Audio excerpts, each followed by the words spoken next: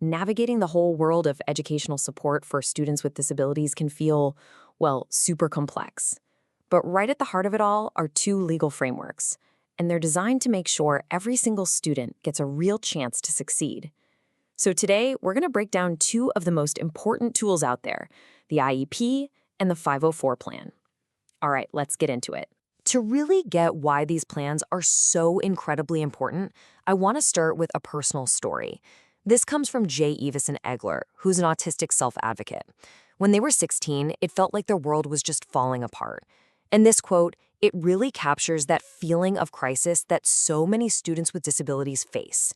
You know, it's not just about grades. Sometimes it's about whether you can even show up to school at all. And that's exactly why we have to see these plans for what they really are. They're not just some bureaucratic paperwork you have to get through. For students like Jay, they are an absolute lifeline. They provide the support needed to stay connected to school, especially during times of immense struggle. And this really gets to the heart of it, doesn't it? Disability is almost never just one thing. Jay was dealing with what you could call a perfect storm: a chronic physical illness, a serious mental health crisis, and the complete exhaustion that comes with autistic burnout. When you put all that together, the simple act of going to school can feel totally overwhelming, and it can threaten their entire future. But here's the thing.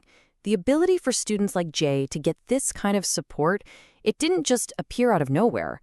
These are hard-won rights.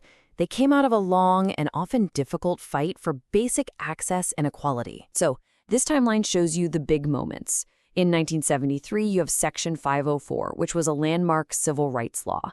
Then, in 75, the law we now call IDEA was created specifically to stop schools from just excluding kids with disabilities. But the really key date here is 1977.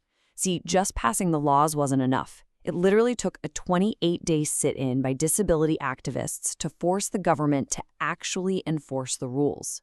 These rights were fought for, tooth and nail. And why was that fight so critical? Well, because back in 1975, when that first major education law was passed, Congress found that over 1 million children with disabilities were being completely, totally shut out of public schools. 1 million children denied a basic education. That's the scale of the problem these laws were created to solve. Okay, so out of that whole historical struggle, we got the two main tools we're talking about today.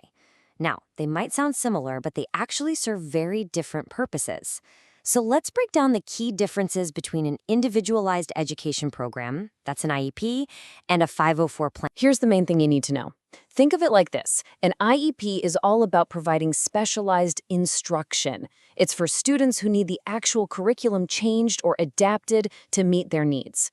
A 504 plan, though, is an anti-discrimination law. It's all about ensuring access, so it covers a much broader group of students, basically anyone with an impairment that gets in the way of a major life activity, like learning or concentrating. So an IEP creates a super detailed legal plan for special education, while a 504 plan lists the accommodations needed to level the playing field. Both of these plans are built on one core concept, FAPE, which stands for a free, appropriate public education. This is the central promise, the big guarantee.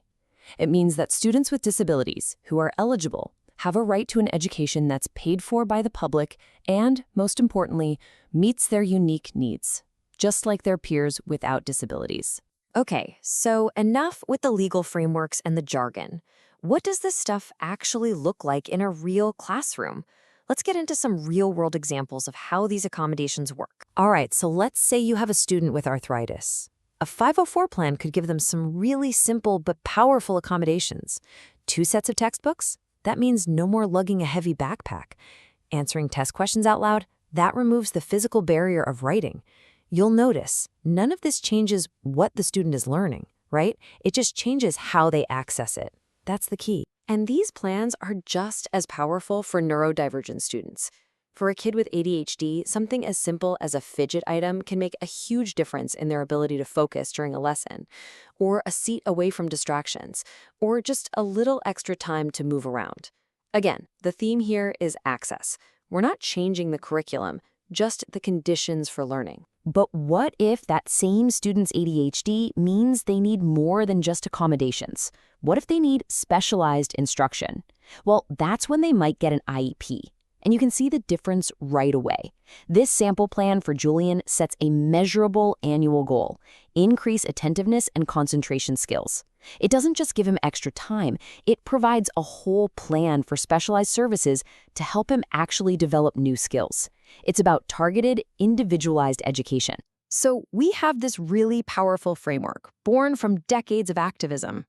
It gives lifelines to students and protects their civil rights. The story's over, right? We did it. Well, are they?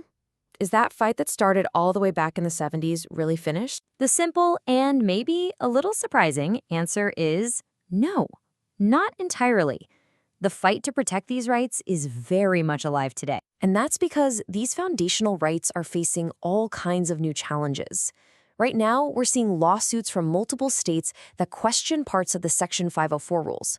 We're seeing executive orders that could lead to getting rid of regulations that have been in place for a long time. And there are even cases going to the Supreme Court that could completely change what counts as discrimination. So no, this isn't ancient history.